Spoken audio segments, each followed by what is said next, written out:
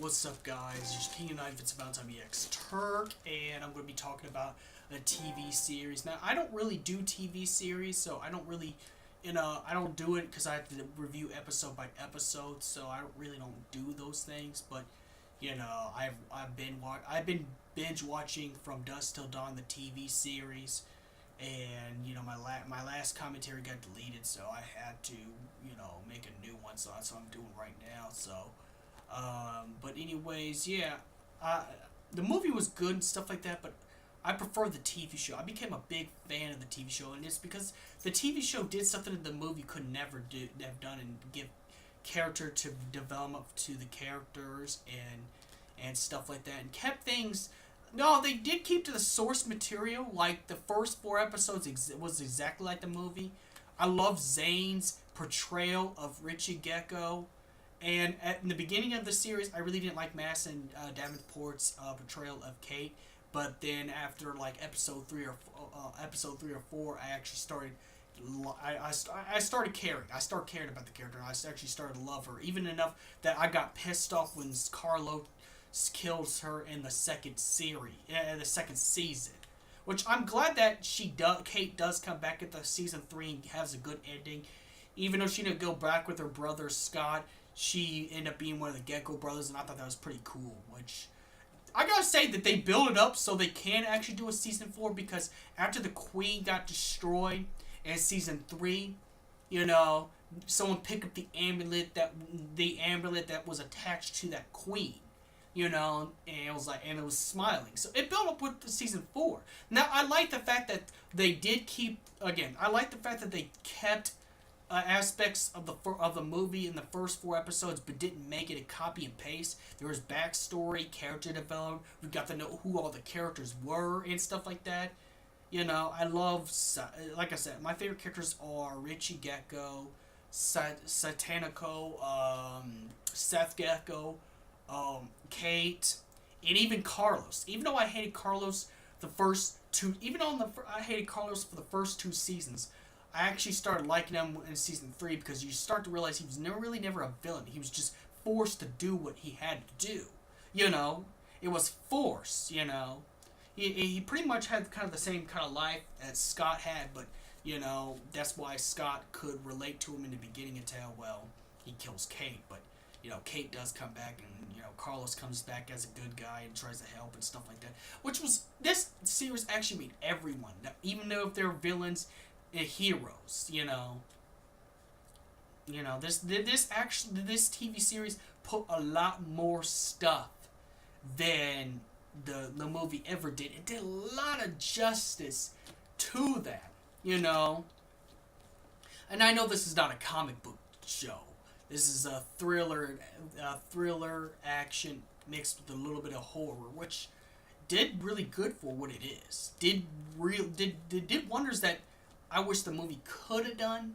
Like, gave more backstory to Satanico in the movie, more backstory on Kate, because before, I didn't like Kate on the fact because I thought she was just a whiny teenager with angst, but this actually made me appreciate her better, because now we even got to see her be the hero. She defeated the Queen. Yeah, it was with the help of others, but she defeated the evil Queen in season 3.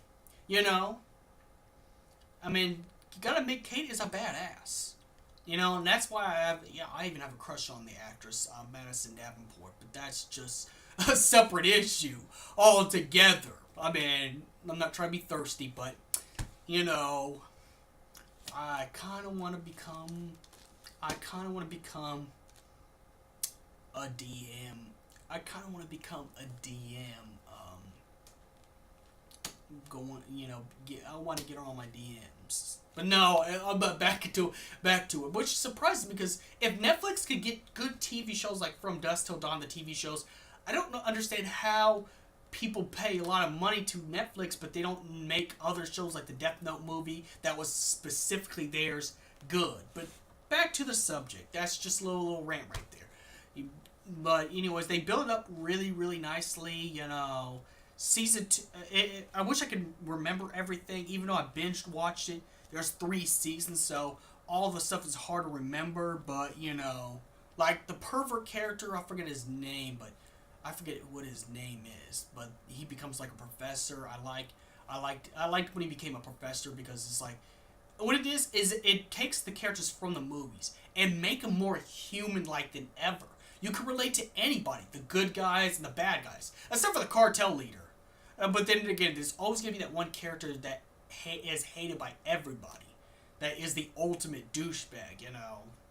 You got that Emperor Palpatine-ish, Arden-like character that even the original bad guys kind of hate their own teammates. And I didn't really like the cartel leader. I forget his name. That's how much I don't like him.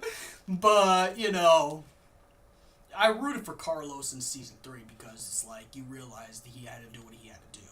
You realize he had to do. It's just like the Gecko brothers. Since the Gecko brothers, with their tragic backstory of setting the house on fire because they've been through an abusive household and their father was was an ass. They had to get by stealing and do all that stuff. So the Gecko brothers actually, the Gecko brothers weren't actually really bad guys. They just had a hard life. They had a rough upbringing and stuff like that. And even all the characters did. I mean, Scott and Kate, you had to deal with the fact that their father actually tried to kill their mother because the marriage wasn't working, which was really fucked up, considering the fact that their father was like the pastor of the church that they go to. But pretty much it takes characters and humanizing. Even Satanico, the snake, the snake vampire chick, the one that has the wings.